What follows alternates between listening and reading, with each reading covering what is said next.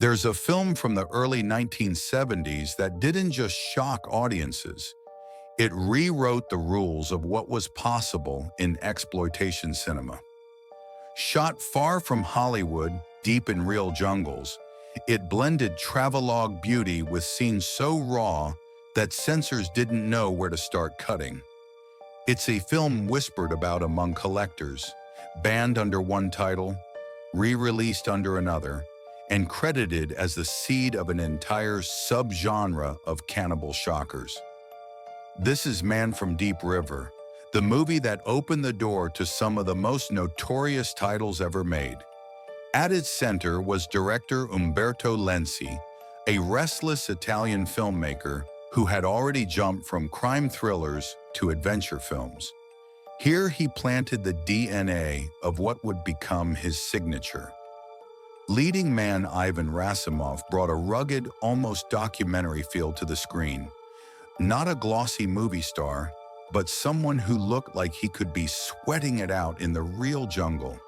Opposite him, the luminous Mimi Lai became one of the defining faces of 1970s forbidden jungle cinema. Her later appearances in Eaten Alive and Last Cannibal World cemented her cult status. Add to that cinematographer Riccardo Palatini, whose humid greens and earthy tones make you feel the heat and claustrophobia, and you have a creative team accidentally making history.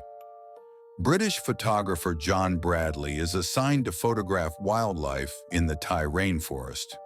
John attends a boxing match in Bangkok with a woman who becomes frustrated and walks out on him. An unidentified man then follows John to a bar and confronts him with a knife, but John turns the weapon against the man, kills him, and flees. The next day, John rents a canoe and guides to take him down the river into the rainforest. The guide Tuan mentions his concerns about traveling so far, but John agrees to return after one more day. John falls asleep and awakens to find Tuan dead. A native tribe captures John in a net and carries him to their village, where the chief, Luhana, is told they have captured a large fish man. John is then hung in the net from a pole and witnesses the execution of two war criminals by the tribe, which is at war with another more primitive tribe of cannibals, the Kuru. John labels his captor tribe as murderers. Hanging in the net for hours, John attracts the attention of Mariah, the chief's daughter, who convinces her father that John is not a fish man, just a man.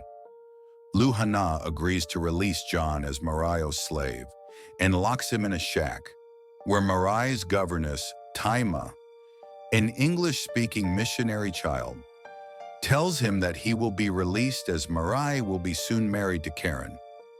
Luhana interrupts and unties John because it is the day of the Feast of the Sun.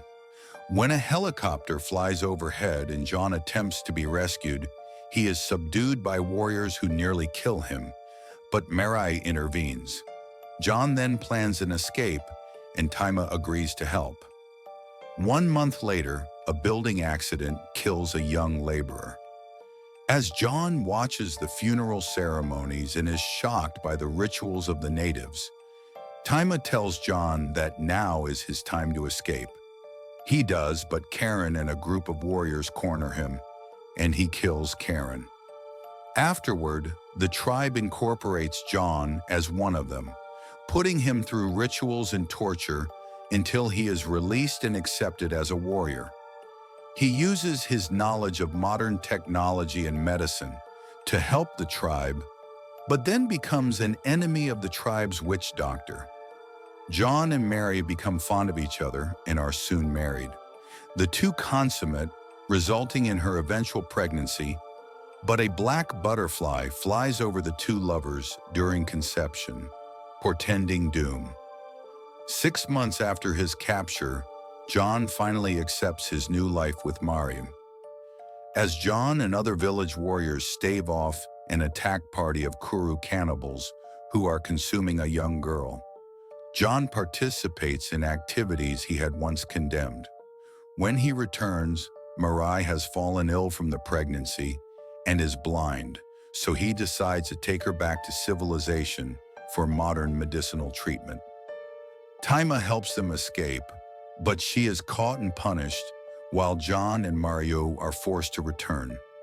Mario goes into labor, and John rejects the witch doctor's help. The Kuru return to attack and set fire to the village before John and the other warriors can react.